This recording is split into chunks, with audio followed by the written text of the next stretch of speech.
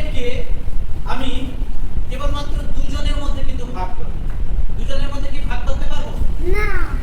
তবে দেওয়া যাক 1 2 3 4 4টা আটটা হবে 1 2 3 4 চারটা দিলাম। দুজনকে ভাগ করে দিলাম, সমানভাবে ভাগ করা গেছে। তবে 8 তবে কি সংখ্যা হয়ে গেল? জোড় সংখ্যা। এবার আমাকে লেটগুলো দাও। এবার ধর আমার কাছে আবার একটা লেট বের করেছি। তার কটা হলো 8 এর সঙ্গে আবার একটা লেট করেছি। 9টা। এবার কি এদেরকে সমানভাবে ভাগ করতে প্রথমে 4টা দিয়ে দেন। 4টা নাও। এখানে 1 2 3 4টা নাও। সমানভাবে কি ভাগ করতে পারছি? না। দেখ 4টে দেওয়ার পরও আমার কাছে 1 থেকে যাচ্ছে। তবে আমি ভাগ করতে পারছি না দুজনের মধ্যে। তার মানে এই 8 যুক্ত 1 সমান কত? 9। 9। তবে জোড় না বিজোড় হচ্ছে? জোড় বিজোড় হচ্ছে। এবার বুঝতে পেরেছি জোড় বিজোড়। এবার হচ্ছে লেট দিয়ে দেখালাম। এবার সংখ্যারে কিভাবে জোড় সংখ্যা চেনার আর বিজোড় সংখ্যা চেনার উপায়। আমরা স্থানীয় মান অনুসারে লিখি। যে একক দশক হিসাবে একক দশক এটাকে বলে স্থানীয় মান, স্থানীয়। এবার যদি এককের ঘরে এই দাও, এককের ঘরে যদি 2 4 6 8 10 যদি থাকে, এইটাকে আমি তখন কি বলবো? জোড়। চলে যাও। যে এককের ঘরে দেখ কত সহজ, আমি ভাগও করব না। আমি একটা বড় সংখ্যা দিয়েছি, ধর 2 8 6। না দেখে বলে দেবো যে এটা 6 আছে মানে সঙ্গে সঙ্গে জোড় ছিল। দেখ কত সহজ করে দিলাম জোড় বিজোড় ছিল। এবার তার মানে এককের ঘরে এটা হচ্ছে জোড়। এবার একক দশক লিখ। এককের ঘরে তার মানে যদি 1 3 5 7 9 যদি থাকে, একে আমি কি বলবো? বিজোড়। দেখ কত সহজে আমি জোড় শিখে গেলাম, বিজোড় শিখে গেলাম। আমি এখানে একই রকম বড় একটা সংখ্যা দিলাম 2 5 7 9। কত বড় সংখ্যা দিলাম। আমি কিন্তু ভাগ না করে, 2 দিয়ে ভাগ না করে এমনি সংখ্যাটা দেখেই বলে ফেলতে পারবো এটা হচ্ছে বিজোড় সংখ্যা। বিজোড় সংখ্যা। তার মানে এর সঙ্গে যদি জোড়ের সঙ্গে যদি আমি 1 যোগ করে দেই তখন কি হয়ে যাবে? 2 8 7 হয়ে যাচ্ছে। তখন এটা কি কোন সংখ্যা হবে? বিজোড় সংখ্যা। আবার এর সঙ্গে যদি 1 যোগ করে দিলাম, 1 যোগ করে দিলে হয়ে যাচ্ছে 2 5 8 0। এটা তবে কি সংখ্যা হচ্ছে? এখানে শূন্য থাকতে পারে, তখন এটা হয়ে গেছে জোড় সংখ্যা। বুঝা গেছে জোড় বিজোড়। এবার আসবি মৌলিক আর যৌগিক।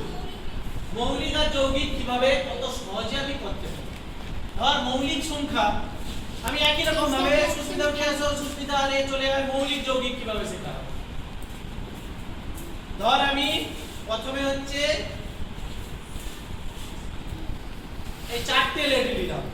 কটা লেট আছে? 4টে। আরো দুজন উঠে আয়, তোদের দুজন এখানে দাঁড়াও। দেখ প্রথমে আমি 4টে লেটকে আমি ধর সুস্মিতাকেই 4টে দিতে পারবো। 4টেই দিয়ে দিলাম। আবার 4টে নিয়ে কি করলাম? প্রমিতকে 2টো দিলাম, একে 2টো দিলাম। সমানভাবে ভাগ করতে পারবো।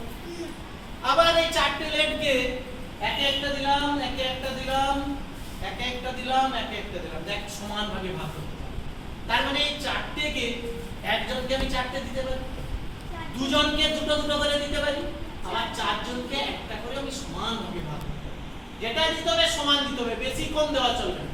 তবে 4কে কি বলতে হবে? 4 তবে এখানে যদি লিখি আমি 4কে আমি একজনকে দিতে পারি 4টে, একজনকে 4টি, দুজনকে 2টো করে, দুটি করে, 4জনকে 1টি করে দিতে পারি। তার মানে 4 হলো কি সংখ্যা? যৌগিক সংখ্যা। যৌগিক সংখ্যা হয়ে গেল। এবার আমি একই রকম ওই 4জনই আছে, ধর 4জন আছে। এবার আমি এই 3টে লেট নিয়েছি।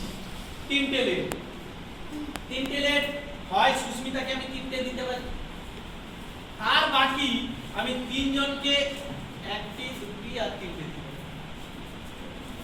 এর বেশি আমি কাজ ভাগ করতে পারবো না। একজনকে 3টে দিতে পারি বা 3জনকে 1টে করেই দিতে পারি। এর বেশি আমি ভাগ করতে পারবো। তার মানে তার 3 তবে কি হবে?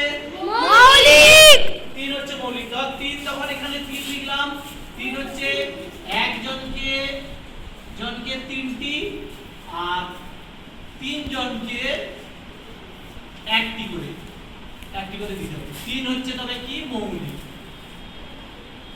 তো এখান থেকে আমি ডেফিনেশনে কি পাবো যে মৌলিক সংখ্যার কেবলমাত্র দুটো উৎপাদক থাকে, এক এবং সেই সংখ্যা নিজে, তাকে আমি মৌলিক সংখ্যা বলবো।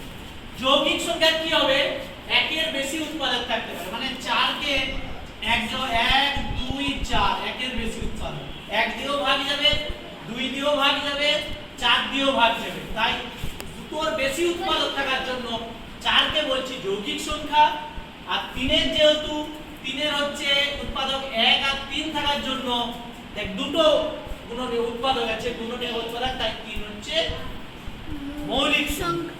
তো কত সহজে আমি জোড় বিজোড় এবং মৌলিক যৌগিক শিখে নিলাম। বল 4 কে একজনকে 4টি করে, 2 জনকে 2টি করে, এটা যৌগিক। এখানটা 2 জনকে 2টি করে, 4 জনকে 1টি করে আমি দিতে পারি। এইভাবে ভাগ করতে পারবো। বল লেখা করব